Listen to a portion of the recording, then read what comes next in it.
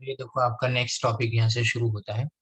When an individual is accessible in respect of income from asset transferred to spouse, यानी पूरी asset हमने transfer कर दी, यानी husband ने वाइफ को ट्रांसफर की और वाइफ ने हस्बैंड को ट्रांसफर, में से कोई भी एक। ये किस में आता है? 64 सबसेक्शन 1 क्लॉज 4 के अंदर ही आता है, राइट। अब इसकी शर्त देख लेते हैं पहले तो।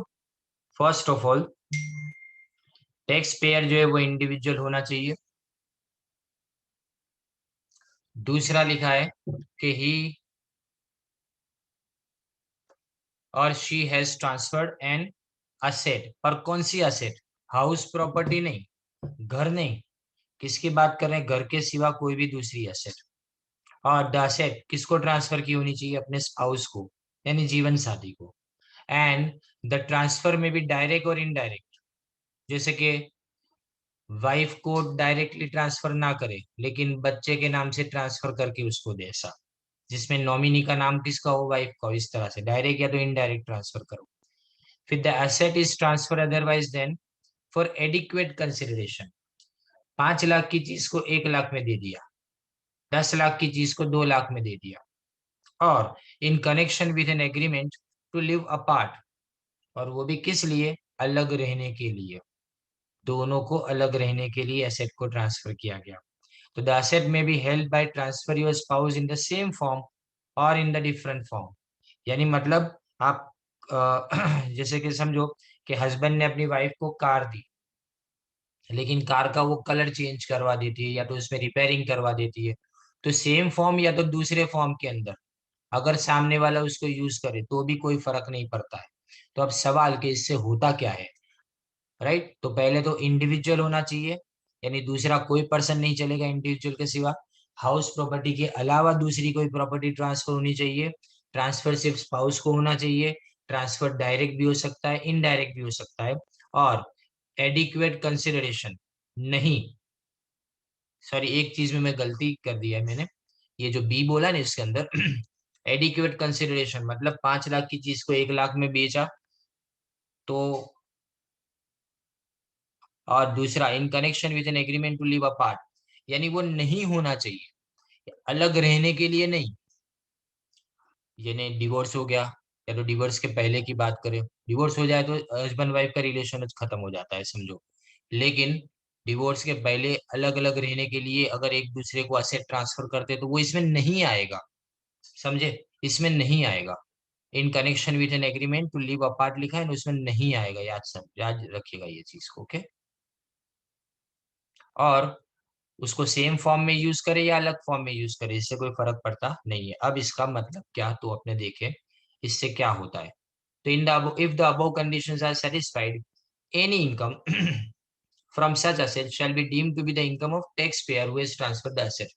यानी भरना किसको भरे? टैक्स जिसने ट्रांसफर की उसको, यानी हस्बैंड ने अगर वाइफ को दी प्रॉपर्टी तो हस्बैंड को टैक्स भरना पड़े, या वाइफ ने हस्बैंड को दी तो वाइफ को भरना पड़े, जो ट्रांसफर करे उसको।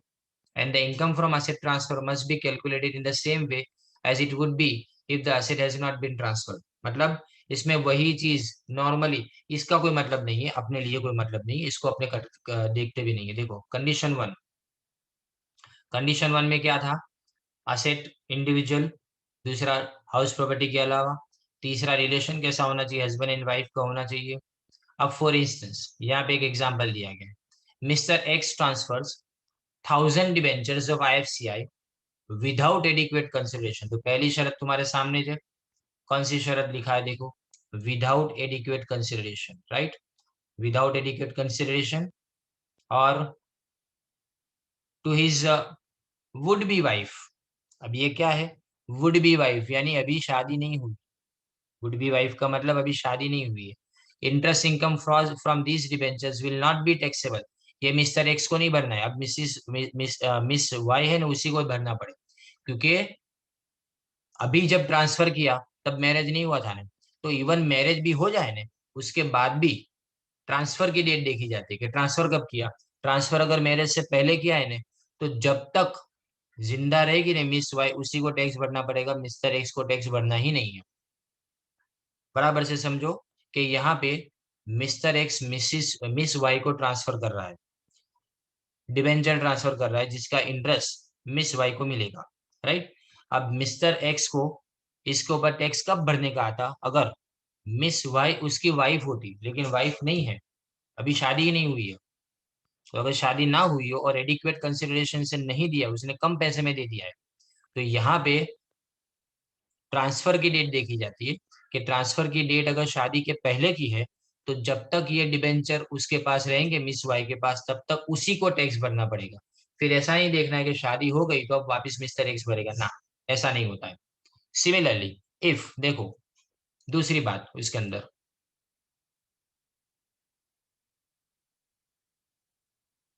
इफ ट्रांसफरर या तो स्पाउस, जिसके साथ में शादी हुई है वो ट्रांसफर या तो स्पाउस डाइज यानी मर जाता है, income to continue to be enjoyed by the transferee can not be included in the income of the deceased transferors है, एज अ विडो और widower is not a spouse. देखा ना, यानी अगर कोई मर गया हस्बैंड या तो वाइफ के अंदर से, तो अपने ट्रांसफर डायरेक्टली नहीं ले सकते, कारण क्या कि मरने के बाद थोड़ा हस्बैंड वाइफ का रिलेशन रहेगा, हस्बैंड वाइफ का रिलेशन होना जरूरी है, राइट। एंड कंडीशन 4 इसमें जैसे बताया कि इनडायरेक्ट ट्रांसफर यानी क्या, two or more transfers are interconnected are and are parts of the same transaction, the aforesaid rule of clubbing is applicable। मैं इसको अपने एग्जांपल से समझते हैं, इसीलिए हर किसी के अंदर एग्जांपल दिया है, देखो जहाँ पे कंफ्यूजन हो ना वहां पे। For instance, if X gifts or cross transfers rupees 10,000 to Mrs. A and Mr. A gives property worth rupees 10,000 to Mrs. X, the transaction would be indirect transfer without consideration। अब आपको समझ में नहीं आएगा ये क्या बोल गया, मैं आपको समझाऊं कि देखो, मिस्टर ए ट्रांसफर कर रहा है मिसिस एक्स को, समझे, उसकी वाइफ को नहीं, दूसरे की वाइफ को, और उसके सामने मिस्टर एक्स मिसिस ए को ट्रांसफर कर रहा है। बात समझो, ये दूसरे की वाइफ को, ये दूसरे की वाइफ को ट्रांसफर कर रहा है अपनी प्रॉपर्टी की इनकम, तो यहाँ पे इनडायरेक्ट ट्रांसफर हुआ, क्योंकि देखो मिस्टर ए ने मिसिस एक्स को ट्रांसफर नहीं किया होता तो मिस्टर एक्स मिसिस ए को भी थोड़ा पैसा देने वाले थे। बात समझे, तो इनडायरेक्ट ट्रांसफर का मतलब क्या, इधर का माल उधर किया, उधर का माल इधर किया, ऐसा। यानी अपने क्या किया, एक को दूसरे के पास भेजा, यानी एक की इनकम को दूसरे के पास भेजा और दूसरे की इनकम को अपने पास ले लिया वापिस। पर इसमें अपने बताना ये चाहते थे कि जैसे कि हमने डायरेक्ट ट्रांसफर नहीं किया, पर भले इनडायरेक्ट ट्रांसफर, हर चीज विदाउट कंसिडरेशन है ना यहाँ पे, देखो इसका मतलब अगर कंसिडरेशन एडिक्वेट ना हो या तो विदाउट कंसिडरेशन हो, तो ये ट्रांसफर होगा टैक्सेबल। किसके लिए टैक्सेबल है यहाँ पे, देखो इसमें टैक्स किसको पे करना पड़े, मिस्टर ए को टैक्स पे करना पड़े और मिस्टर एक्स को टैक्स पे करना पड़े, दोनों मिसिस को नहीं, इन दोनों को नहीं टैक्स पे करना है, राइट। अब कंसिडरेशन यहाँ पे नेचुरल, देखो क्या लिखा है, natural love and affection, condition number 5 है, may be good consideration but that would not be adequate consideration for the purpose of section 64 subsection 1। The consideration that supports the transfer should be one the value of which can be measured in terms of money or money's worth। Therefore, a spiritual benefit are not consideration which cannot be measured in terms of money or money's worth। मैं आपको यहाँ पे एक example देता हूँ कि consideration का मतलब क्या। मैं ऐसा बोला आपको दुआएं दूंगा, तो ये कंसिडरेशन नहीं हुआ कोई, जिसको पैसे में मेजर कर सके ना उसी को कंसिडरेशन बोला जाता है, राइट।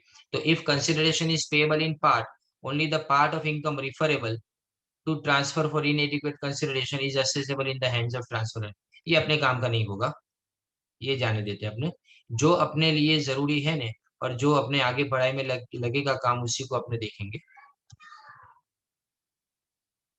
अब when clubbing of income is not applicable on the basis of the aforesaid discussion and judicial pronouncement, judicial pronouncement का मतलब कोर्ट के जजमेंट, कोर्ट में से जो फैसला सुनाया जाता है उसको जुडिशियल प्रोनाउंसमेंट बोला जाता है।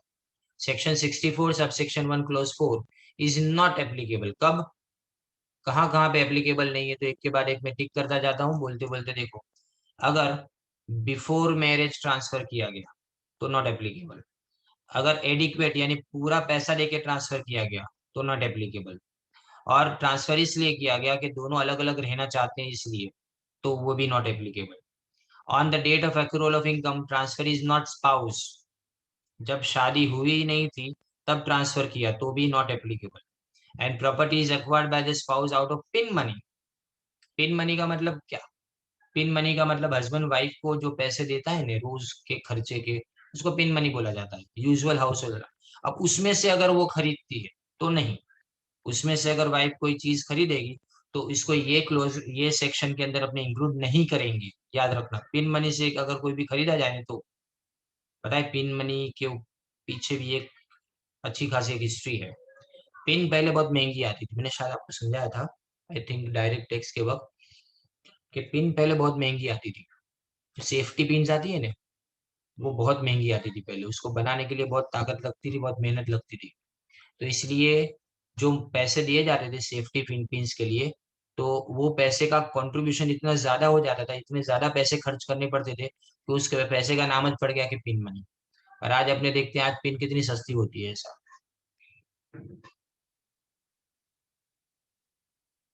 ना,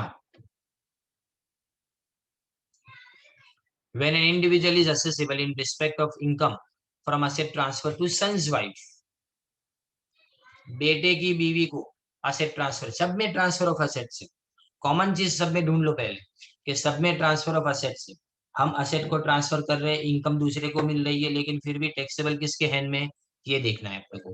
तो यहाँ पे भी वन बाय वन अपने देखते हैं कंडीशंस क्या है। तो पहली कंडीशन,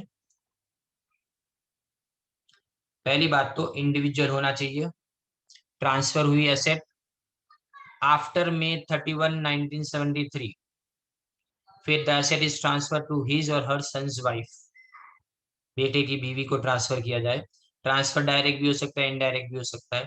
और वो भी कैसा, अदरवाइज इन एडिक्वेट कंसिडरेशन, पैसे पूरे नहीं लिए गए। और द एसेट में बी हेल्ड, एसेट लेने वाला एसेट कोई भी तरह के एसेट ले सकता है, यानी मतलब उसको सेम कंडीशन में रखे या बदल दे, उसमें अपने को देखना नहीं है ऐसा ना। अपने आगे देखिए इसमें, if the above conditions are satisfied then the income from the asset is included in the income of taxpayer।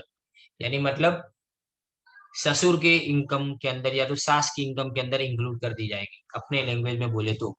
यानी अगर वो सारी कंडीशन छह की छह अगर सेटिस्फाई होती है तो, राइट। अब when an individual is assessable in respect of income of his minor child. अब सम कैसे पूछे जाते हैं, जब मैं आपको दिखाऊंगा ना इसके अंदर, तो आपको लगेगा कि ये जो पढ़ा था तो आपने ऐसा जज किया होगा शायद कि ये तो बहुत डिफिकल्ट होगा, इसके सम्स तो बहुत डिफिकल्ट होंगे। तो मैं आपको बताऊंगा, देखो यहाँ पे माइनर चाइल्ड, माइनर चाइल्ड यानी 18 साल की एज से नीचे, ये 64 सबसेक्शन 1A के अंदर बताया गया है। The income of minor will be included in the income of that parent whose total income excluding the income includable under section 64(1) is greater। अब मैं आपको कंडीशन यहाँ से समझाता हूँ, ऐसे नहीं, अपने जो इलस्ट्रेशन है उसी के अंदर पूरा समझिए, क्योंकि ऊपर शायद आपको समझ में नहीं आएगा वर्ड्स के अंदर। A is minor child of X and Mrs X during the previous year 2018-19, income of A की income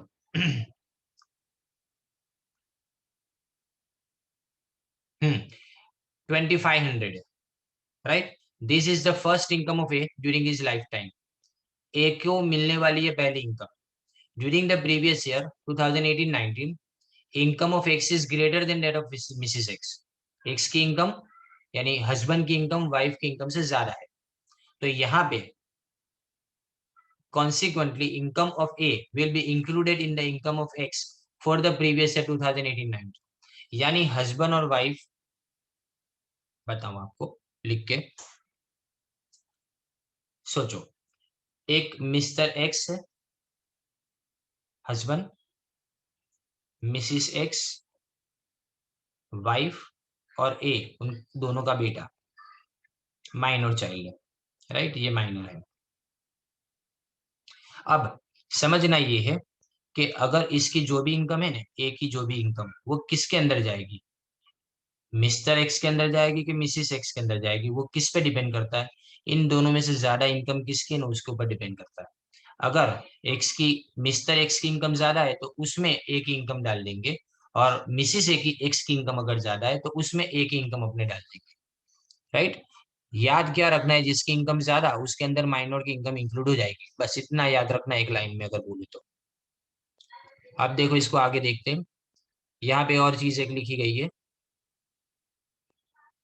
in the subsequent years, yani during the minority, income of A will be included in the income of X, even if income of Mrs. X is higher than that of Mr. X in any of the subsequent year। यानी जिस दिन तुमने income transfer करना शुरू किया उस वक्त किसकी इनकम ज्यादा है वो देखी जाएगी।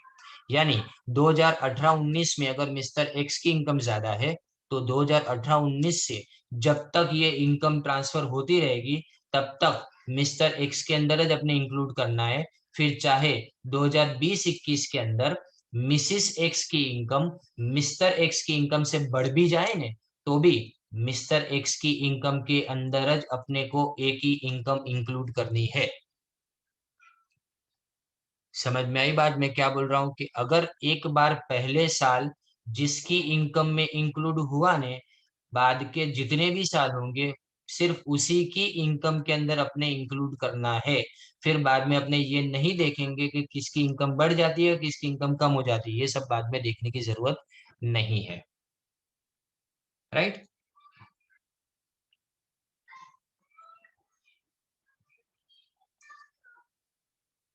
हाउएवर यहाँ पे एक एक्सेप्शन भी है, देखो एक अपवाद लिखा है, if in the subsequent year the assessing officer, मतलब अगर तुम अपना असेसमेंट कराते हो, अपने खुद ही असेसमेंट, डायरेक्ट टैक्स का असेसमेंट अपने खुद करते हैं। राइट? अपने असेसमेंट कर लिया, अपने पेमेंट दे दिया इनकम टैक्स का, बाद में ऑफिसर को लगता है कि कुछ गलत है तो वो अगर इंक्वायरी करने के लिए आता है तो wants to include the income of minor child A in the hands of Mrs. X, it can be done only if it is necessary to do so। यानी अगर असेसिंग ऑफिसर चाहेगा तो आदमी बदल सकता है, यानी मदर से फादर, फादर से मदर, वो कर सकता है। लेकिन कौन कर सकता है? असेसिंग ऑफिसर, वो भी रिक्वायरमेंट हो तो ही। लेकिन यहाँ पे याद ये रखना है हमको कि जिसकी इनकम के अंदर इंक्लूड किया जाएगा उसकी बात सुनने का उसको पूरा पूरा मौका दिया जाएगा कि उसकी इनकम के अंदर इंक्लूड करे कि ना करे, उसकी बात सुनने का। अब ये अपने लिए इतना ज्यादा इंपॉर्टेंट नहीं ये पार्ट, क्योंकि ये पार्ट ज्यादातर होता ही नहीं है प्रैक्टिकल। अगर बात करें ना तो ये होता ही नहीं है, कभी भी कोई भी ऐसे चेंज करता ही नहीं है। Now, where the marriage of the parents does not subsist, the income of minor will be includable in the income of the parent who maintains the minor child in the relevant previous year। Maintenance जो अभी दोनों के अंदर समझो तलाक हो जाता है हस्बैंड वाइफ के बीच में, तो इनकम अब किसके पास जाएगी? तो इनकम उसी के पास जाएगी जो बच्चे को मेंटेन करता है, बच्चे को मेंटेन करता है उसी के लिए टैक्सेबल। अब the minors income in both case, the parents are not alive, parents जिंदा नहीं रहते, can not be assess in the hands of grand parents or any other relative or even in the hands of minor. यानी minor की income अगर parents जिंदा ना होने तो भी दादा दादी नाना नानी या कोई भी दूसरे रिलेटिव या तो इवन खुद माइनर, उसको भी टैक्स उसके ऊपर भरने का नहीं होता है, पेरेंट्स के ऊपर ये जिम्मेदारी होती है। When clubbing is not attributed, अब ऊपर जो रूल देखे वो कब लागू नहीं होते? तो पहली बात तो देखो, पहले तो income of minor child suffering from any disability in the of the nature specified under section 60U।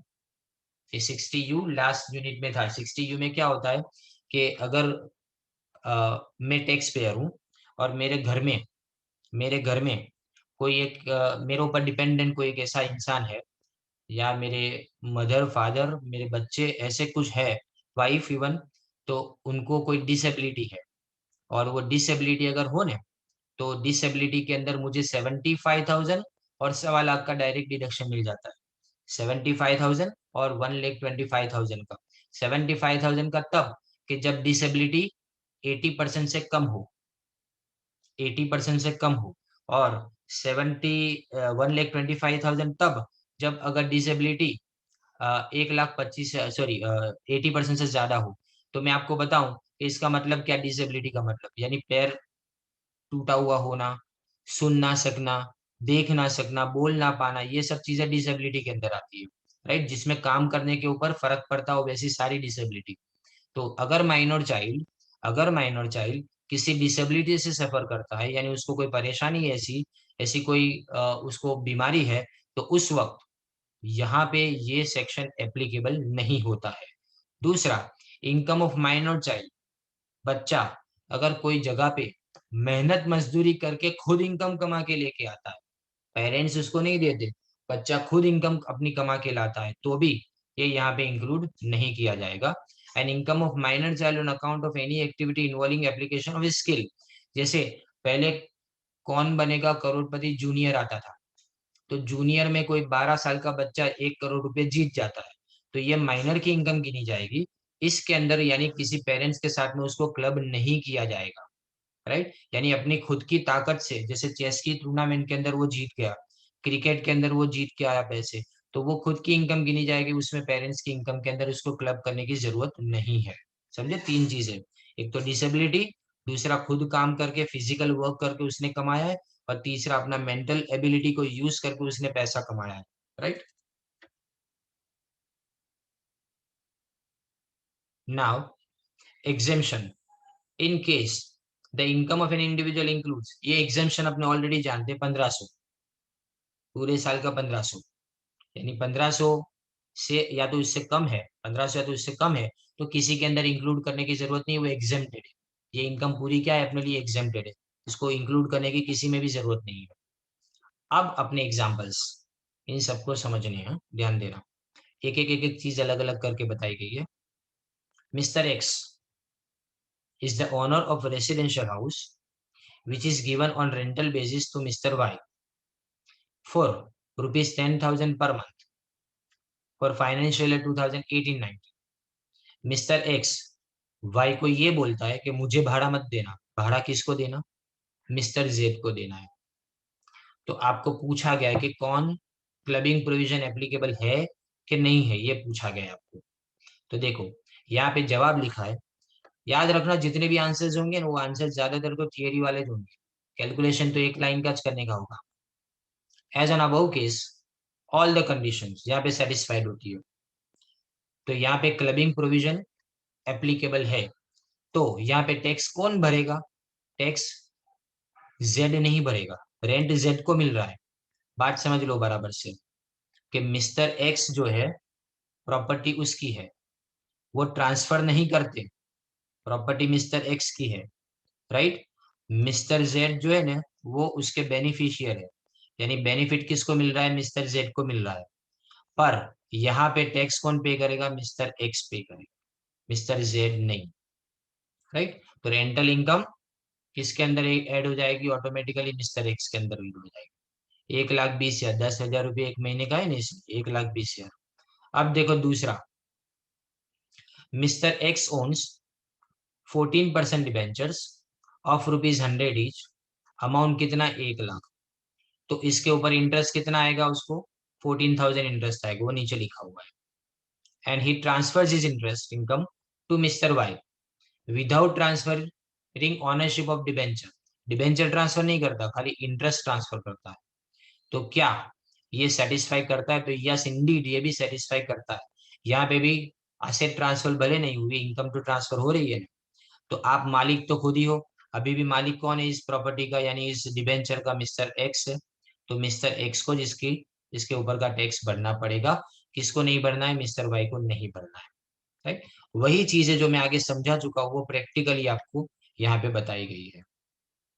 अब थर्ड इलस्ट्रेशन अपने देखते हैं, देखो, मिस्टर एक्स है सब्सटेंशियल इंटरेस्ट, सब्सटेंशियल इंटरेस्ट का मतलब क्या, अगर आप कंपनी में हो तो 20% से ज्यादा, कंपनी में हो तो 20% से ज्यादा शेयर्स आपके पास होने चाहिए, और अगर आप कंपनी के सिवाय कोई भी चीज से कोई भी जगह पे हो तो 20% से ज्यादा प्रॉफिट में शेयर आपका होना चाहिए, राइट। ये सब्सटेंशियल इंटरेस्ट की मीनिंग है। तो एक्स का सब्सटेंशियल इंटरेस्ट है किसके अंदर, ए लिमिटेड के अंदर, राइट। और मिसिस एक्स सीईओ है उस कंपनी की, उसने मिस्टर एक्स ने मिसिस एक्स को अपॉइंट किया एम्प्लॉई की तरह से, और उसके पास ऐसी कोई क्वालिफिकेशन नहीं है। अपनी मेन कंडीशन तो क्या है क्वालिफिकेशन का, ना होना, राइट। तो इसके पास क्वालिफिकेशन नहीं है और वो ईयरली कितना कमा रहे हैं, 5 लाख रुपए उसको ईयरली सैलरी मिल रही है, पैकेज उसको दिया गया है। तो ये पांचों 5 लाख रुपए किसको भरने पड़ेंगे, एक्स को भरने पड़ेंगे। किसको, एक्स को भरने पड़ेंगे, क्योंकि ये सैलरी जो है ना वो उसको अपनी मेहनत के लिए नहीं मिली है, जस्ट बिकॉज वो एक्स की वाइफ है ना इसलिए उसको मिली है। इसलिए यहाँ पे एक्स को जिसके ऊपर का टैक्स भरना पड़ेगा। अब आपको एक सवाल होगा यहाँ पे, एक्स भरे, मिस्टर एक्स भरे कि मिसिस एक्स भरे, फर्क क्या पड़ता है, फर्क पड़ता है। फर्क कहाँ पड़ता है पता है, वो 2.5 लाख तक आपको टैक्स नहीं भरना है। अगर समझो, मैं आपको एक एग्जांपल से समझाता हूँ। जैसे समझो यहाँ पे मिस्टर एक्स की इनकम 3 लाख है और मिसिस वाई, चलो 3 लाख नहीं, मैं 13 लाख लिखता हूँ, 13 लाख। और मिसिस वाई की यहाँ पे 5 लाख आपको जो दिख रही है वो बराबर। तो होता क्या है, 2.5 लाख इसकी इनकम में से भी माइनस होगा, 2.5 लाख इसकी इनकम, तो इसको तो खाली 2.5 लाख पे खाली टैक्स भरना पड़ेगा ना। वो भी कितना, ओनली 5%, खाली 5%। लेकिन अगर ये इनकम को मैं यहाँ पे ऐड कर देता हूँ, यानी कहाँ पे, 5 लाख को अगर मैं यहाँ पे ऐड कर देता हूँ, तो टोटल हो जाएगा यहाँ पे इसकी इनकम 18 लाख। कितनी हो गई इनकम, 18 लाख। यानी ये 15 लाख से भी ज्यादा इनकम वाला हो गया। तो 15 लाख से ज्यादा की इनकम पे कितना टैक्स होता है, 30% टैक्स होता है। तो कहाँ पे 5% टैक्स और कहाँ पे 30% टैक्स। इसीलिए इनकम टैक्स डिपार्टमेंट अपना फायदा देखता है, समझे, आपका फायदा नहीं, अपना फायदा। कि अगर एक ही पर्सन की इनकम में अलग अलग इनकम ऐड होती जाएगी तो इसकी इनकम बढ़ती जाएगी। अगर उसकी इनकम बढ़ती जाएगी तो उसकी टैक्सेबिलिटी भी बढ़ती जाएगी। और उसका टैक्स का जो परसेंटेज होता है ना वो परसेंटेज भी उसके साथ में बढ़ता जाएगा। तो फायदा आपको नहीं है एज ए टैक्स पेयर, फायदा किसको है, गवर्नमेंट को है। इसलिए ये सारी कंडीशंस यहाँ पे रखी गई है। नहीं तो लोग क्या करें, इसी तरह से चोरियां करते रहे कि मैं तो मेरे सारे घर वालों को अपनी कंपनी में नौकरी पे रख, और सबकी इनकम, एक को 2 लाख, एक को 3 लाख, एक को 2.5 लाख, इस तरह से अलग अलग इनकम दूं, तो किसी की भी टैक्सेबल इनकम ना हो, राइट। और मेरी इनकम इतनी की इतनी रहे, लेकिन ये सारी इनकम अगर मेरी इनकम के साथ में अगर मिल जाती है तो ऑटोमेटिकली मेरी इनकम हाई हो जाएगी। तो जितनी इनकम हाई, वैसे धीमे धीमे धीमे धीमे क्या होता जाएगा, टैक्स बढ़ता जाएगा, ऐसा।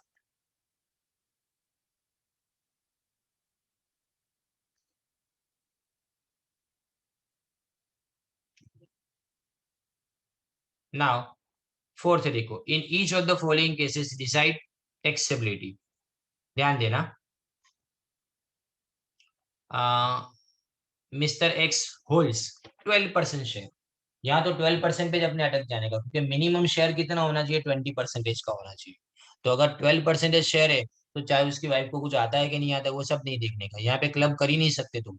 मिनिमम 20% शेयर होना चाहिए। अब देखो सेकंड कंडीशन में, सेकंड में देखो, यहाँ लिखा है कि Mister X holds 20% share in profit of ABC income, बराबर। तो 20% मतलब उसका सब्सटेंसिव इंटरेस्ट तो है। He appoint his wife as CEO, पर वो चार्टर्ड अकाउंटेंट है, यानी उसके पास क्वालिफिकेशन है। अगर क्वालिफिकेशन ना हो और उसको ऐड करें ना अपने अपनी कंपनी के अंदर, तो ये अपना सेक्शन लागू होता है। लेकिन ये तो क्वालिफाइड है, तो अगर क्वालिफाइड है तो उसकी मंथली सैलरी किसके पास जाएगी, वाइफ की सैलरी के अंदर वाइफ को टैक्स भरना है, हस्बैंड को टैक्स नहीं भरना पड़ेगा। समझ में आ रही है बात, सब कंडीशन सेटिस्फाई होनी है। इसलिए मैं सुबह में जो समझा रहा था वो एक एक वर्ड को अलग अलग करके समझा रहा था। अब देखो ये वाला देखो, Mister X holds 7% equity shares of A limited, और he further holds 10% preference shares of sales concern. His brother holds 5% equity shares of same concern. Same concern आता है यहाँ पे, सेल्स नहीं, सेम। अपने खाली इक्विटी शेयर देखना है, प्रेफरेंस शेयर नहीं देखना है। तो इक्विटी शेयर उसका और उसके भाई का दोनों का मिला के 12% जो होता है, दोनों का कितना होता है, सिर्फ 12% होता है। प्रेफरेंस शेयर नहीं गिनते, सिर्फ इक्विटी शेयर गिना जाएगा। तो 12% है तो यहाँ पे क्लब नहीं किया जा सकता, राइट, यहाँ पे क्लब नहीं किया जा सकता। Now mister X holds 20% equity shares of, एक मिनट मुझे चेक कर लेने दो।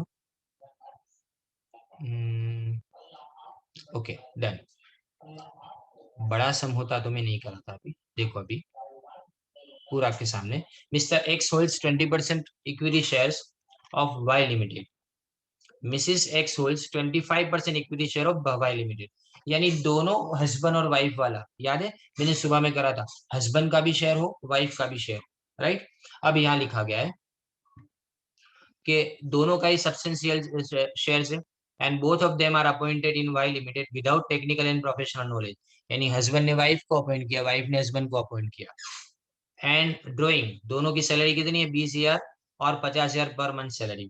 The income of mister X before such salary 5 lakh की इनकम है, और वाइफ की इनकम कितनी है, 3 लाख की है।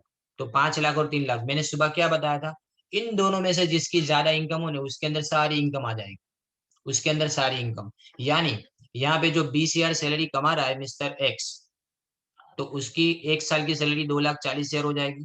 तो 2,40,000 तो लिखना ही है आपको, देखो 2,40,000 तो है ही यहाँ पे उसकी खुद की इनकम। लेकिन जो वाइफ 50,000 कमा रही है 1 महीने के, और वो भी टोटल मिला के 6 लाख हो जाएंगे, तो उसको हमने वाइफ में यानी यहाँ 6 लाख नहीं लिखा है, देखो हमने 6 लाख कहाँ लिखा है, एक्स में इंक्लूड कर दिया। कारण क्या, जिसकी इनकम ज्यादा हो ने वो सारा टैक्स भरेगा। अब इसमें भी आप देख लो किसका फायदा है, अपना नहीं, इनकम टैक्स डिपार्टमेंट का। क्योंकि जिसकी इनकम ज्यादा है वो बढ़ती जाएगी और अल्टीमेटली उसको ज्यादा इनकम के ऊपर टैक्स भरना पड़ेगा, तो टैक्स उसको ज्यादा मिलेगा ना इनकम टैक्स डिपार्टमेंट को। दैट्स वाई, समझे। वापिस एक बार बता देता हूँ, देखो एक्स का शेयर कितना है, 20%, राइट, इक्विटी शेयर, और इसका 25%, दोनों का ही सब्सटेंशियल शेयर है, और उन दोनों के पास भी टेक्निकल नॉलेज नहीं है, और उनको फिर भी कंपनी, एक ही कंपनी के अंदर जॉब मिली है। एक की सैलरी 20,000 है, एक की सैलरी 50,000 है, पर जिसकी इनकम ज्यादा हो उसमें दोनों की सैलरी को अपने क्या कर देंगे, क्लब कर देंगे, राइट, ऐसा आपने। हाँ, मैंने आपको कल आज सुबह में बताया था कि जो उसकी खुद की इनकम थी ना 30,000, इसकी वाइफ की जो 30,000 की इनकम है, 3 लाख की, जो 3 लाख की इनकम है ना उसको अपने टच नहीं करेंगे यहाँ पे, उसको अपने नहीं देखना है। वो तो अपनी इनकम पे तो है, वो तो 3 लाख पे तो टैक्स भरेगी। तो कोई ये दिमाग ना लगाए कि चलो मिसिस वाई की ये इनकम भी यहाँ पे डाल दे ना, सिर्फ सैलरी की इनकम है अपने यहाँ पे अलाउड है। कौन सी इनकम, सिर्फ सैलरी की इनकम। तो मिसिस एक्स की जो सैलरी की इनकम है ना वही अपने कहाँ ले जाएंगे, मिस्टर एक्स के अंदर इंक्लूड करेंगे, क्योंकि मिस्टर एक्स की इनकम ज्यादा है।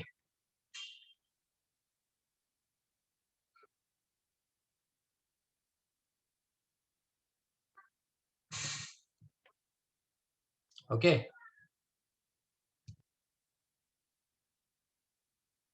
अब ये सिक्स्थ है, इससे अपने बाकी रखते हैं, इससे अपने कल करेंगे। और कल आई थिंक मैं इसको कंप्लीट कर लूंगा फर्स्ट यूनिट को। दूसरा भी एक पार्ट है इसका थोड़ा सा, वो भी अपने देख लेंगे। Okay, thank you.